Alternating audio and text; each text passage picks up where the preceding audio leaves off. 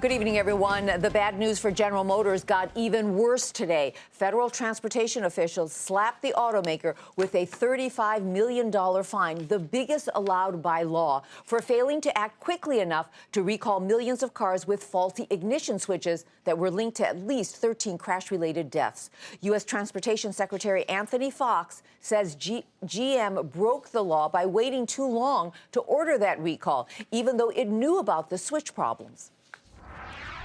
What we cannot tolerate, what we will never accept, is a person or a company that knows danger exists and says nothing. Literally, silence can kill. In a statement, General Motors said, quote, "We have learned a great deal from this recall. We will now focus on the goal of becoming an industry leader in safety." Phil LeBeau is with us now with more on General Motors and what else GM has agreed to. Phil, nice to have you here with us. First, let's just talk about that $35 million. It doesn't sound like a whole lot of money for a big company like General Motors. So, once they pay that, are they free and clear, or could they pay more fines? Oh, there's going to be more fines coming out there. Remember, the DOJ is looking at a criminal probe right now. There's an investigation if there were any criminal laws that were broken. And if there were, you can bet that the fine potentially is going to be well over $1 billion. Could be close to $2 billion, could be beyond that, depending on what they find.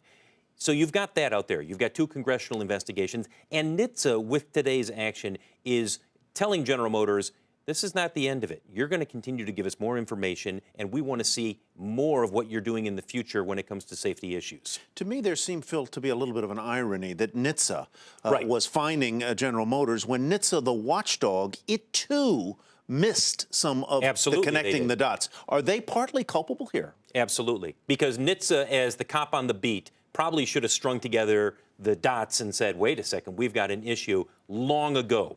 They did 3 separate special crash investigations, and there were other documents that have come out that shown that they probably should have known more, and yet they didn't. At the end of the day, however, what they're trying to do is, A, say that we're going to be a little bit more forceful with General Motors, and B, try to convince people that they are the watchdog that is out there. Put this in perspective for us. You're talking about GM and possibly paying $1 billion in other fines. We know that Toyota recently got slapped with some big fines. How does that compare with what GM is going through?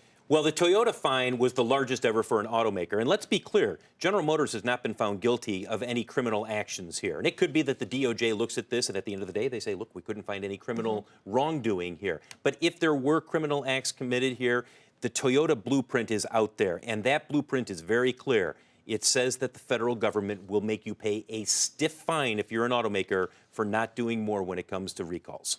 All right. Phil, thank you so much. Really great to have you here with us. Good to be here. And to read more about the GM recall and the corporate culture at the automaker, go to our website, nbr.com.